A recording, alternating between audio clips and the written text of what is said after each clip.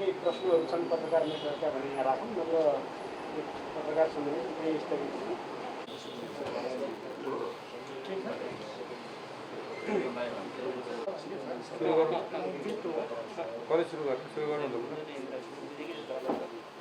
अखिल नेपाल राष्ट्रिय स्वतन्त्र विद्यार्थी युनियन क्रान्तिकारी केन्द्रीय समिति प्रेस विज्ञप्ति। हाम्रो महान तथा गौरवशाली संगठन अनेराश्वी क्रान्तिकारीको केन्द्रीय समितिको पूर्ण बैठक मिति 2078 4/29 गते भर्चुअल माध्यमबाट बस्यो।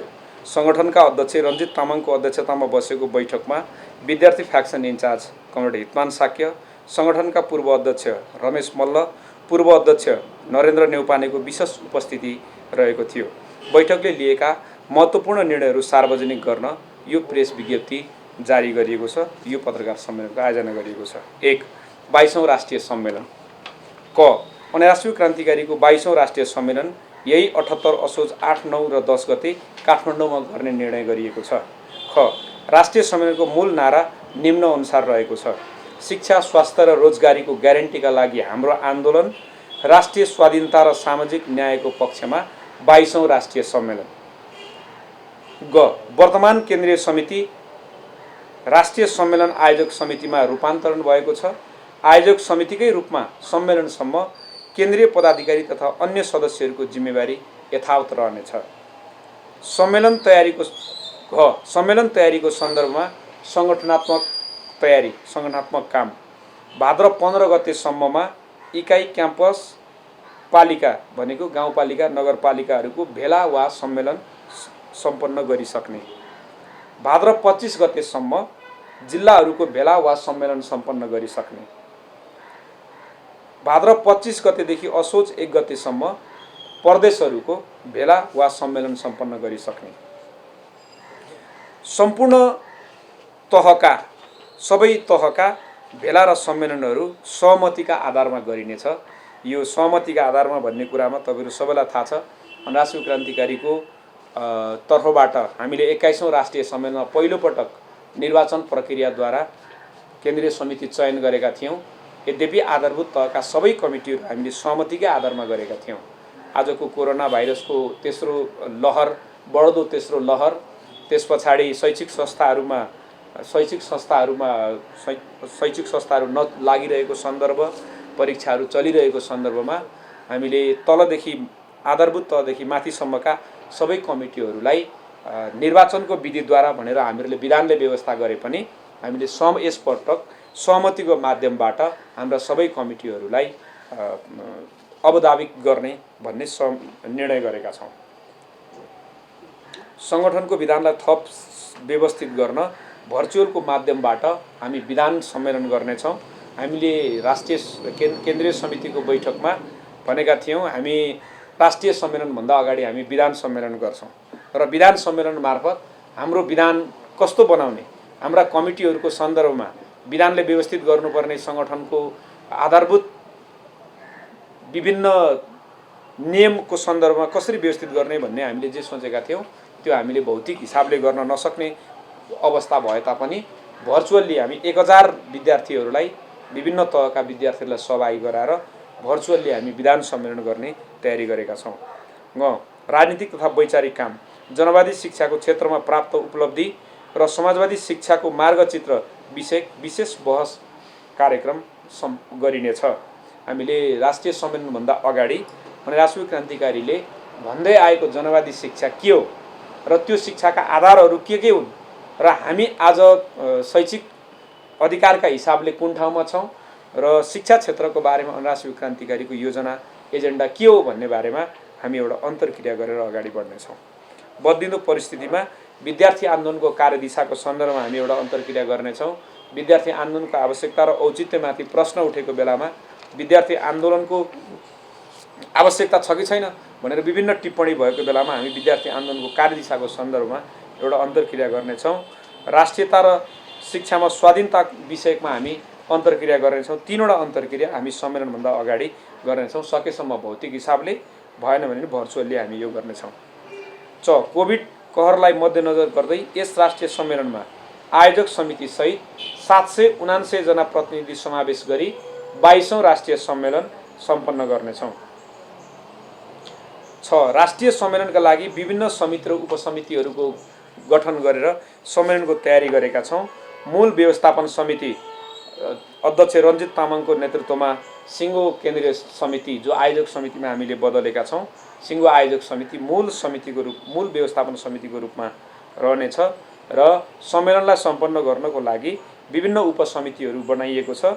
उपसमितिहरूमध्येमा प्रतिवेदन लेखन उपसमितिको संयोजकमा सङ्गठनको अध्यक्ष म स्वयं रहने गरी केन्द्रीय कार्यालयका साथीहरू अध्यक्षदेखि महासचिवसम्मका साथीहरू अध्यक्ष उपाध्यक्षहरू र महासचिव रहने गरी प्रतिवेदन लेखन उपसमिति तयार गरेका छौँ।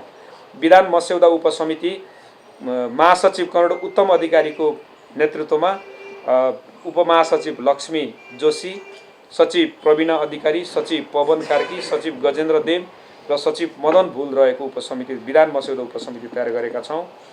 प्रचार प्रसार तथा प्रकाशन उपसमितिमा सङ्गठनका उपाध्यक्ष सुरेन्द्र बस्नेतको संयोजकत्वमा उपमहासचिव तथा प्रवक्ता जीपी मैनाली र केन्द्रीय समितिको सचिव क्षितिज सापकोटा सदस्य रहेको उपसमिति गठन गरेका छौँ। आर्थिक व्यवस्थापन उपसमितिमा उपाध्यक्ष पञ्चा सिंहको संयोजकत्वमा उपाध्यक्ष दिपेश पुन, उपमहासचिव मिलन एमसी र कोषाध्यक्ष केशव रावल रहेको आर्थिक व्यवस्थापन उपसमिति तयार गरेका छौँ। अतिथि व्यवस्थापन यहीँभित्रका र कतिपय विदेशी अतिथिहरूको व्यवस्थापनको निम्ति उपाध्यक्ष कमरेड दीपक देवकोटाको संयोजकत्वमा उपमहासचिव आशा तमु र केन्द्रीय समितिको सचिव नरेश रेग्मी रहेको अतिथि व्यवस्थापन उपसमिति बनाएका छौँ। प्रतिनिधि छनौट तथा अभिलेखीकरण उपसमितिमा उपाध्यक्ष तिलकराज भण्डारीको संयोजकत्वमा सचिवहरू नारायण खनाल, सूर्यनारायण शाह, मदन भट्टराई रहेको प्रतिनिधि छनौट तथा अभिलेखीकरण उपसमिति बनाएका छौँ। मेष तथा मञ्च व्यवस्थापन उपसमिति सङ्गठनका उपाध्यक्ष विजय गौतमको नेतृत्वमा उपाध्यक्ष दीपक जोशी र सचिव अमरजङ साई रहेको उपसमिति गठन गरेका छौँ। स्वयंसेवक विद्यार्थी स्वयंसेवक उपसमितिमा सङ्गठनका उपाध्यक्ष इन्द्र भुषालको संयोजकत्वमा उपमहासचिव तुकमान महरा, सचिव राजकुमार लिम्बू र स्वयंसेवक विभागका प्रमुख सञ्जय काल्दन रहेको स्वयंसेवक उपसमिति गठन गरेका छौँ। स्वास्थ्य उपसमिति सङ्गठनका उपाध्यक्ष दिपेश पुनको संयोजकत्वमा डाक्टर अच्युत भट्ट, सचिव डाक्टर अच्युत भट्ट र सचिव कल्पना मिया रहेको स्वास्थ्य उपसमिति गठन गरेका छौँ। कार्यालय तथा प्राविधिक व्यवस्थापन उपसमितिमा सङ्गठनका उपाध्यक्ष रवि किरण यादवको नेतृत्वमा केन्द्रीय कार्यालयको जनशक्ति रहने गरी हामीले उपसमिति गठन गरेका छौँ।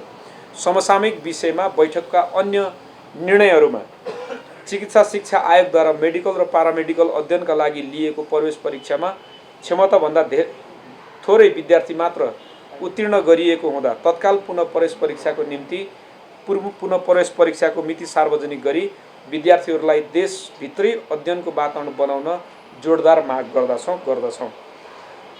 मध्यपश्चिमाञ्चल विश्वविद्यालयमा विद्यार्थी सङ्गठनहरूले उठाएका न्यायपूर्ण मागहरूलाई सार्थक वार्ताबाट हल गर्नुको सट्टा प्रहरी र भाटाका लठैत प्रयोग गरी विद्यार्थीलाई निर्ममतापूर्वक दमन गर्ने हरकतले सीमा नागेको छ। विश्वविद्यालयलाई महिनौसम्म अस्तव्यस्त बनाउने नालायक उपकुलपतिलाई तत्काल बर्खास्त गर्दै खुला प्रतिस्पर्धाका आधारमा उपकुलपति नियुक्त गरेर अविलम्ब समस्या समाधान गर्न हामी जोडदार माग गर्दछौँ।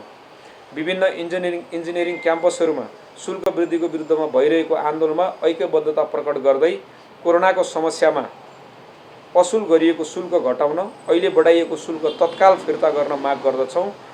यस्तै इन्जिनियरिङ कलेजहरूको शुल्क निर्धारण आयोग गठन गरी देशभरका क्याम्पसमा एउटै शुल्क निर्धारण गर्न माग गर्दछौँ। पूर्वाञ्चल विश्वविद्यालय लगायतका विश्वविद्यालयमा अपारदर्शी ढङ्गले मापदण्ड मिचेर सम्बोधन दिने चलखेल भइरहेको पाइएकाले त्यसलाई तत्काल रोक्न जोडदार माग गर्दछौँ। बिपी कोइराला स्वास्थ्य विज्ञान प्रतिष्ठानमा भएको भ्रष्टाचार अनियमिततामा संलग्न उपकुलपतिलाई बर्खास्त गर्दै खुला प्रतिस्पर्धाको आधारमा नयाँ उपकुलपति नियुक्त गरेर अविलम्ब समस्या समाधान गर्न माग गर्दछौँ। विदेशी विश्वविद्यालयबाट सम्बोधन प्राप्त गरेका शिक्षण संस्थाले जथाभावी शुल्क असुल गरी विद्यार्थीमाथि लुट मच्चाइरहेका छन् त्यस्ता कलेजमाथि कडा अनुगमन गरी कारबाही गर्न, असंवैधानिक रूपमा खोलिएका शिक्षण संस्था तत्काल बन्द गर्न माग गर्दछौँ। त्रिभुवन विश्वविद्यालयका आङ्गिक क्याम्पसमा इन्जिनियरिङ, मेडिकल, वाणिज्य, कानुन लगायतका विषयमा कोटा थप गर्न माग गर्दछौँ। कक्षा 11 र 12 मा दिँदै आएको छात्रवृत्ति कार्यान्वयनको सन्दर्भमा सहरका विद्यालयमा कठिनाइ उत्पन्न भएको हुनाले तत्काल कार्यविधि बनाई छात्रवृत्ति सहज बनाउन माग गर्दछौँ। सिटिबिटीको परीक्षा केन्द्र थप गरी प्रवेश परीक्षा सञ्चालन गर्न र छात्रवृत्तिलाई थप व्यवस्थित र पारदर्शी बनाउन माग गर्दछौँ। रञ्जित तामाङ, अध्यक्ष, राष्ट्रिय क्रान्तिकारी 22औं राष्ट्रिय सम्मेलन आयोजक समिति।